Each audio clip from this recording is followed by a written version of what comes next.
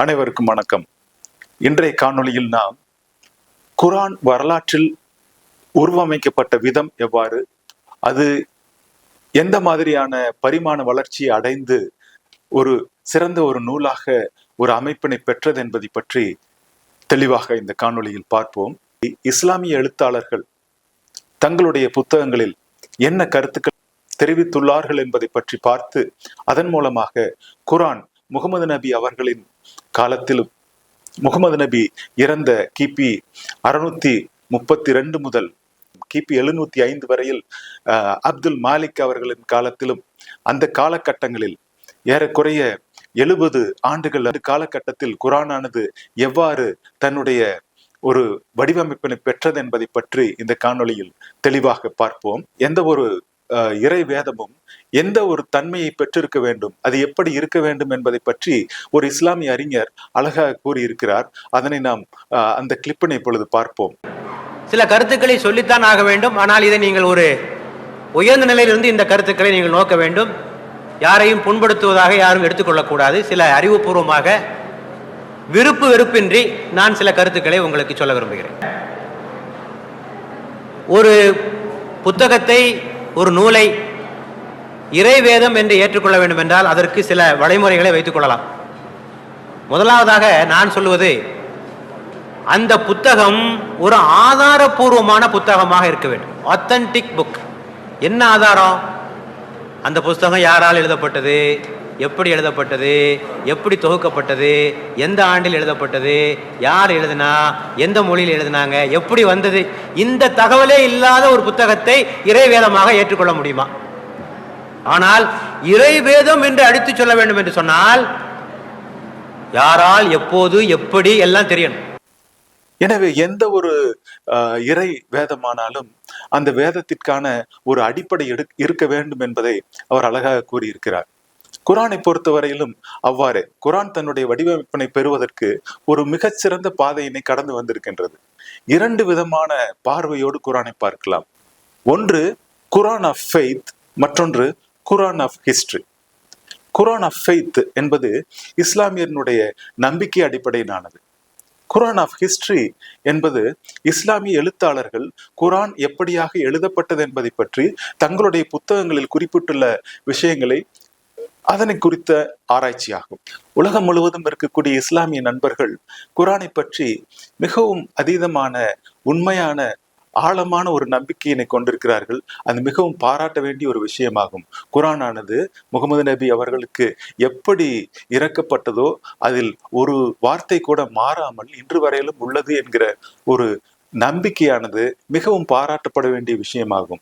அது போலவே எப்படி மோட்சத்தில், பரலோகத்தில் எழுதப்பட்டிருக்கக்கூடிய அந்த குர்ஆனானது தெளிவாக எங்கும் முகமது நபி மூலமாக நமக்கு கிடைத்திருக்கிறது என்பது மிகவும் ஒரு அருமையான நம்பிக்கையாக காணப்படுகிறது. நம்பிக்கையின் அடிப்படையில் குர்ஆன் என்பது இதுவாகும். வரலாற்றில் குர்ஆன், இஸ்லாமிய வரலாற்று ஆய்வாளர்கள், வரலாற்று எழுத்தாளர்கள் குர்ஆனை பற்றி என்ன கூறியிருக்கிறார்கள் என்பதை பற்றி நாம் இந்த காணொளியில் பார்க்கிறோம். இந்த காணொளியில் அதை 2 பகுதிகளாக நாம் பார்க்கலாம். தி எடிஷன்ஸ் ஆஃப் த குர்ஆன். குர்ஆன் தன்னுடைய அந்த அமைப்பினை பெறுவதற்கு எந்த பாதையை கடந்து வந்தது என்பதுதான் editions of the Quran. Today, most Muslims read the Quran in a text that is referred to as the Egyptian edition of 1924. But this is not the only text of the Quran that is read throughout the world. In North Africa, there is a slightly different text that is based on a slightly different reading, mostly corresponding to what we read in the rest of the world, but with some slight variations. And then too, in some parts of Africa, there is another reading of the Quran and a matching manuscript that is prevalent.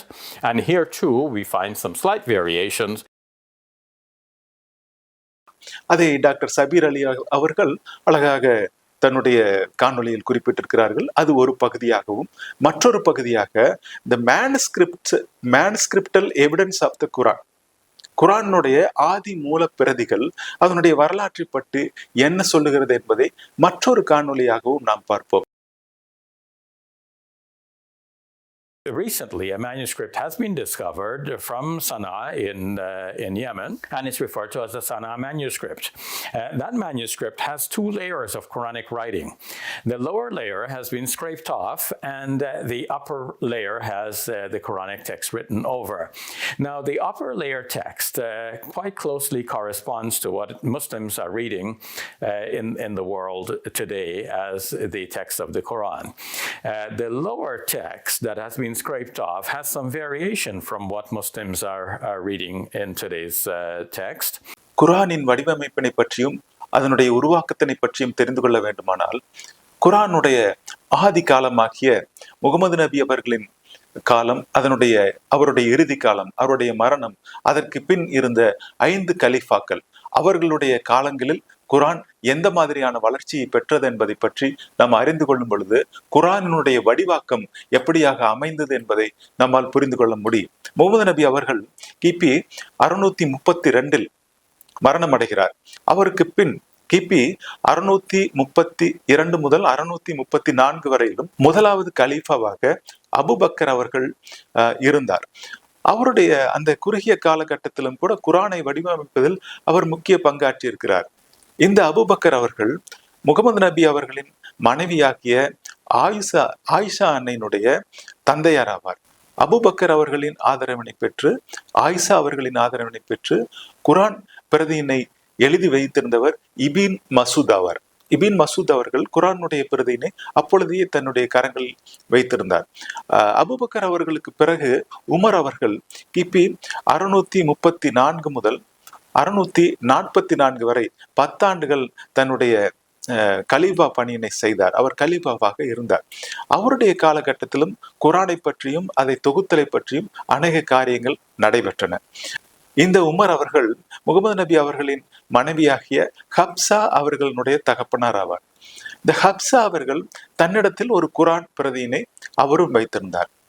எனவே ஆதி பிரதிகளாக ibn Masood அவர்கள் ஒரு குர்ஆன் பிரதியினை வைத்திருந்தால், அதே போல ஹப்சா அவர்கள் ஒரு குர்ஆன் பிரதியினையும் வைத்திருந்தார்கள். இந்த காலகட்டத்திற்கு பிறகு உத்மான் அவர்கள் தன்னுடைய கலீஃபா பதவினை ஏற்றுக்கொள்கிறார். அவருடைய காலமானது கிபி 644 முதல் 656 வரையிலும் 12 ஆண்டு காலமாகும். இவருடைய காலத்தில் குர்ஆனானது தன்னுடைய மிகச்சிறந்த ஒரு அமைப்பினை பெற்றது என்று நாம் கூறலாம். இவர் சையத் பின் தாபித் அவர்களை கொண்டு குர்ஆனை வடிவமைத்தார். அவருக்கு பிறகு அலி அவர்கள் 656 முதல் 661 இந்த காலகட்டத்தில் அலி அவர்கள் ஆட்சி செய்தார். அதற்கு பின்னர் அப்துல் மாலிக் அவர்கள் கிபி 685 முதல் 705 ஆகிய அந்த காலகட்டத்திலே கலிஃபாவாக இருந்தார். முகமது நபி அவர்கள் மரணத்தை சந்தித்த கிபி 632 முதல் அப்துல் மாலிக் அவர்களின் ஆட்சி காலமாகிய 705 வரை இந்த காலகட்டத்தில் ஏறக்குறைய 60 முதல் 70 ஆண்டு காலகட்டத்தில் குர்ஆன் தன்னுடைய வளர்ச்சியினை தெளிவாக பெற்றிருந்தது. அதனுடைய ஒவ்வொரு படிகளை பற்றியும் பார்ப்போம். நான் இப்பொழுது காணொலியிலே காண்பிக்கின்ற இந்த ஃப்ளோ சார்ட்டினை பார்ப்பீர்களானால் உங்களுக்கு தெளிவான ஒரு அமைப்பினை புரிந்து கொள்ளுதலை ஏற்படுத்திக் கொள்ள முடியும்.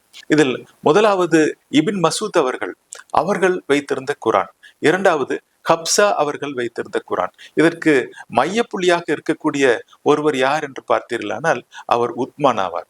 அந்த உத்மானுக்கு பிறகு அப்துல் மாலிக் அவர்கள். இந்த 4 பகுதிகளாக குர்ஆன் எப்படியாக வடிவமைப்பினை பெற்றது என்பதை பற்றி பார்ப்போம். உத்மான் அவர்களின் காலத்தில் தான் குர்ஆன் ஆனது தன்னுடைய அமைப்பினை பெறுவதற்கு அவர் பெரிய முயற்சிகளை சையத் பின் தாபித் அவர்களின் மூலமாக செய்தார். அவர் மூலமாக ஒரு குழுவினை அமைத்து குர்ஆனை வடிவமைத்தார் என்பதை நம்மால் அறிந்து கொள்ள முடியும். முதலாவதாக இபின் மசூத் அவர்கள் வைத்திருந்த குர்ஆனை பற்றி இஸ்லாமிய வரலாற்று நூல்கள் என்ன சொல்லுகின்றன என்பதை பற்றி பார்ப்போம். சஹி அல் புகாரி வால்யூம் 62 செக்ஷன் 27 அதில் 3759 3760 ஆகிய வசனங்கள் தெளிவாக குறிப்பிடுகிறது. முகமது நபி கூறினார், முகமது நபி அவர்கள் இபின் மசூதை பற்றி என்ன கூறியிருக்கிறார்? இபின் மசூத் அவர்கள் ஒரு முதலாவது குர்ஆனை தன் கைகளில் வைத்திருந்தவர். இபின் மசூத் அவர்களை நான் மிகவும் நேசிக்கிறேன். குர்ஆனை ஓதுவது எப்படி என்பதை அவர்களிடம் கற்றுக்கொள்ளுங்கள் என்று கூறினார். குரானை ஓதுவது எப்படி என்பதை இபின் மசூத் அவர்களிடம் கற்றுக்கொள்ளுங்கள், அவரை நான் மிகவும் நேசிக்கிறேன் என்று முகமது நபி அவர்கள் கூறினார் என்று சஹி புகாரியிலே கூறப்பட்டிருக்கிறது. இபின் இஷாக் கிபி 772 குறிப்பிடுகிறார், இபின் மசூத் அவர்கள் முகமது நபி அவர்களின் மிகவும் நம்பிக்கைக்குரிய நபராக காணப்பட்டார். குரானை முதல் மெக்காவில் சத்தமாக தெளிவாக ஓதுபவராக இருந்தார் என்று குறிப்பிடுகிறார். அடுத்தது அல்கமில் ஃபியால் தாலிக், அதாவது தி கம்ப்ளீட் ஹிஸ்டரி என்ற நூலிலே இபின் அல் ஆதிர் சொல்கிறார், இபின் மசூத் குரானானது உத்மான் அவர்கள் குரானை எழுதுவதற்கு முன்பே இருந்தது. இபின் மசூத் அவர்களின் குரானானது நிலையான குரானாக ஈராக் நாட்டிலே கூஃபாவிலே ஏற்றுக்கொள்ளப்பட்டிருந்தது. உத்மான் இபின் மசூத் அவர்களே அவர் எழுதிய குரானை தன்னிடத்திலே ஒப்படைக்குமாறு கூறினார். ஆனால் இபின் மசூத் தன்னுடைய குரானை ஒப்படைப்பதற்கு மறுத்துவிட்டார். இதில் கவனிக்க வேண்டிய விஷயம் என்னவென்றால், இபின் மசூத் அவர்கள் முதல் கலீஃபாவாகிய அபுபக்கர் அவர்களின் ஆதரவு பெற்றவர். அவருடைய மகளாகிய முகமது நபி அவர்களின் மனைவியாகிய ஆயிஷா அவர்களின் ஆதரவு பெற்றவர். எனவே சிறந்த ஒரு குரான் பிரதியினை இபின் மசூத் அவர்கள் பெற்றிருந்தார்கள் என்பது நம்மால் தெளிவாக புரிந்து கொள்ள முடியும். இந்த உத்மான் அவர்களுக்கும் இபின் மசூத் அவர்களுக்கும் இருந்த மனத்தாங்களை பற்றி மற்றும் ஒரு நூலில் குறிப்பிடப்பட்டு உள்ளது, அதனை பற்றியும் பார்ப்போம். அல் ஃபிட்னா அல் காப்ரா, தி கிரேட் செடிஷன், அல் ஃபிட்னா அல் காப்ரா. இந்த நூலில் டாஹா என்பவர் அழகாக குறிப்பிடுகிறார், இபின் மசூத் அவர்களுக்கும் உத்மான் அவர்களுக்கும் இருந்த ஒரு சிறிய பிரச்சனையை பற்றி குறிப்பிடுகிறார். உத்மான் அவர்கள் சையத் பின் தாபித் அவர்களுடைய தலைமையில் ஒரு குழுவை அமைத்து குரானை தொகுக்க தொடங்கினார். அப்பொழுது மரத்துண்டுகள், தோல் சுருள்கள், மேலும் கற்கள், இவைகளில் எழுதப்பட்டிருந்த முகமது நபி அவர்களுடைய சொற்களை எல்லாம் தொகுப்பதற்காக அவைகளையும் எடுத்து அவைகளையும் தொகுத்து பயன்படுத்தினார். முன் எழுதப்பட்ட குரான் பிரதிகள் அனைத்தையும் அவர் கலெக்ட் செய்து அதில் இருக்கக்கூடிய கருத்துக்களை எடுத்துக்கொண்டு அதனை எரித்து விட்டார். ஆனால் இபின் மசூத் தன்னுடைய குரானை உத்மான் அவர்களுக்கு ஒப்படைக்க மறுத்து விட்டார். மேலும் இபின் மசூத் அவர்கள் உத்மானுடைய இந்த செயல்பாட்டினை எதிர்த்தார் என்று டாஹா தன்னுடைய புஸ்தகத்திலே குறிப்பிடுகிறார். இபின் மசூத் அவர்களை மசூதியிலிருந்து உத்மான் அவர்கள் வெளியேற்றி அவர் மீது நடவடிக்கை எடுத்தார். உத்மான் அவருடைய ஓய்வூதியத்தையும் நிறுத்திவிட்டார் என்று கூறப்பட்டுள்ளது. எனவே ஆயிஷா அவர்களின் ஆதரவில் தான் இபின் மசூத் அவர்கள் கடைசி வரையிலும் வாழ்ந்தார் என்பதையும் நாம் இந்த நூலின் மூலமாக அறிந்து கொள்ள முடியும். இவர்கள் இருவருக்கும் இடையில் இருந்த அந்த கருத்து வேறுபாடானது என்ன என்பதுதான் புரிந்து கொள்ள முடியாத ஒரு விஷயமாக இருக்கிறது. கிபி 801 முதல் கிபி 875 வரையிலும் வாழ்ந்த அல் கிண்டி அவர்கள் எழுதிய நூலில், இந்த நூலானது சஹி அல் புகாரி எழுதப்படுவதற்கு 50 ஆண்டுகளுக்கு முன்பாகவே எழுதப்பட்ட நூலாகும். இந்த நூலில் கூட குரானுடைய பிரதிகளை பற்றி குறிப்பிடப்பட்டுள்ளது. தற்பொழுது இஸ்லாமியர் கைகளில் இருக்கக்கூடிய குரானில் 114 சூறாக்கள் காணப்படுகின்றன. ஆனால் இபின் மசூத் அவர்களுடைய குரானில் 111 சூறாக்கள் காணப்பட்டன. உபை இபின் காப் எழுதிய குரானில் 116 சூறாக்கள் காணப்பட்டன. 2 சூறாக்கள் அதிகமாக காணப்பட்டன என்று அல் கிண்டி குறிப்பிடுகிறார். அடுத்ததாக உமர் அவர்களின் மகளாகிய ஹப்சா அவர்கள், அதாவது முகமது நபி அவர்களின் மனைவியாகிய ஹப்சா தன் வசமாக ஒரு குரானை வைத்திருந்தார். அந்த குரான் பிரதியினை உத்மான் தன்னுடைய குரான் தொகுப்பிற்காக வாங்கி பயன்படுத்தினார். அதன் பின்னர் அந்த பிரதியானது ஹப்சா அவர்களின் கைவசம் அவருடைய மரண காலம் வரையிலும் இருந்தது. அந்த குரான் பிரதியினைத்தான் ஹப்சா பயன்படுத்தி வந்தார். தன்னுடைய காலம் முழுவதிலும் அவர் பயன்படுத்தி வந்தார். எனவே இப்பொழுது 2 விதமான குரான் பிரதிகளை பற்றி பார்த்தோம். இபின் மசூத் அவர்கள் வைத்திருந்த குரான் பிரதி, ஹப்சா அவர்கள் வைத்திருந்த குரான் பிரதி. சஹி அல் புகாரி புக் 66 4987 ஹதீத், இதில் பார்க்கும் பொழுது உத்மான் அவர்கள் குரான் பிரதிகளை எல்லாம் ஒவ்வொன்றாக கலெக்ட் செய்து சையத் பின் தாபித்களின் தலைமையில் ஒரு குழுவினை அமைத்து அதனை தொகுத்தார். உத்மான் இவ்வாறு தொகுத்து 4 குரான் பிரதிகளை தயார் செய்தார். இந்த 4 குரான் பிரதிகளும் 4 இடங்களுக்கு அனுப்பி வைக்கப்பட்டன. மெக்கா, மெதினா, சிரியா, கூஃபா என்று சொல்லப்பட்ட ஈராக் என்ற 4 இடங்களுக்கு தன்னுடைய குரான் பிரதிகளை உத்மான் அவர்கள் சையத் பின் தாபித் அவர்கள் மூலமாக தயார் செய்து அனுப்பி வைத்தார். அடுத்தபடியாக ஹப்ஷா அவர்கள் வைத்திருந்த அந்த குரானுக்கு என்ன நேர்ந்தது என்பதை பற்றி நாம் பார்ப்போம். இபின் அபு தாபித் எழுதிய கிதாப் அல் மஷாகா என்ற நூலில் இதை பற்றி குறிப்பிடப்பட்டுள்ளது. மார்வான் இபின் அல் ஹக்காம் அவர்கள் உத்மான் அவர்களுடைய செயலாளராக, செக்ரட்டரியாக இருந்தார். அவர் ஹப்சா அவர்கள் இறந்ததற்கு பின் அவருடைய சகோதரன் மூலமாக அந்த குரான் பிரதியினை வாங்கி அந்த குரான் பிரதியினையும் அழித்து விட்டார். அவர் ஏன் அளித்தார் என்பதற்கு அவர் கூறுகிற காரணம் என்னவென்றால் அது ஒரு வித்தியாசமான காரணமாக இருக்கிறது. அவர் கூறுகிறார், பிற்காலத்தில் முஸ்லிம்கள் ஹப்சா வைத்திருந்த குரானில் உத்மான் வடிவமைத்த குரானிலிருந்து மாறுபட்ட சந்தேகத்திற்குரிய விஷயங்கள் உள்ளன என்று நினைத்து அவர்களுக்குள்ளாக சந்தேகம் வரும், எனவே அதை நான் அழித்து விட்டேன் என்று அவர் காரணம் கூறியிருக்கிறார். இது ஒரு வித்தியாசமான காரணமாக இருக்கிறது. இந்த உத்மான் அவர்கள் தயார் செய்த குரான் அல்லது தொகுத்த குரானில் பார்ப்போமானால் அது ஒரு கான்சனன்டல் குரான். அதில் உயிரெழுத்துக்கள் இ ஆ இ உ அவைகள் இல்லாத குரானாக அது இருக்கும். அதுக்கு பெயர் கான்சனன்டல் குரான் என்று சொல்லப்படுவது. அது ஒரு ஆதி வடிவமைப்பு, அரபி மொழியினுடைய ஆதி வடிவமைப்பாகும். அதற்கு பின்பு வந்த அப்துல் மாலிக் அவர்கள், இந்த அப்துல் மாலிக் அவர்களின் காலத்தில் குரானானது ஒரு வடிவமைப்பினை பெறுகிறது. அதனை பற்றியும் நாம் பார்ப்போம். 5வது கலிஃபாவான அப்துல் மாலிக் அவர்கள் குரானை அதனுடைய ஒரு ஸ்டாண்டர்டான வடிவமைப்பினை பெறுவதற்கு என்னென்ன செய்தார்கள் என்பதை பற்றி இஸ்லாமிய வரலாற்றில் என்ன கூறப்பட்டிருக்கிறது என்பதை பற்றி பார்ப்போம். அல் தப்லி அண்ட் அல் ஜலாலுதீன் அல் சுயிட்டி என்ற புஸ்தகத்தில் அல் ஹஜாஜ் பின் யூசுப் என்பவரை பற்றி குறிப்பிடப்பட்டுள்ளது. கலிஃபா அப்துல் மாலிக் அவர்களுடைய தளபதி ஆவார்.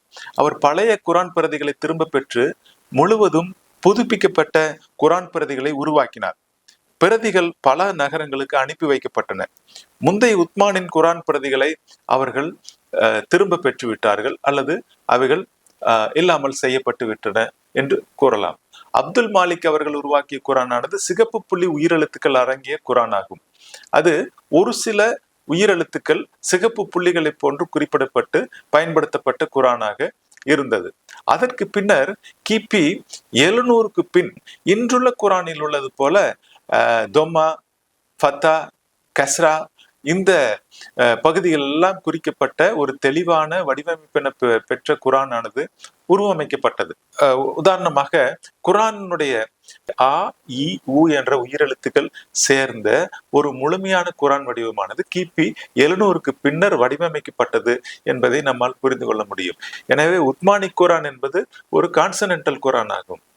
அதுபோல் அப்துல் மாலிக் அவர்களின் குரானானது ஒரு ரெட் லெட்டர் ஷார்ட் வவல்ஸ் உள்ள குரான் ஆகும்.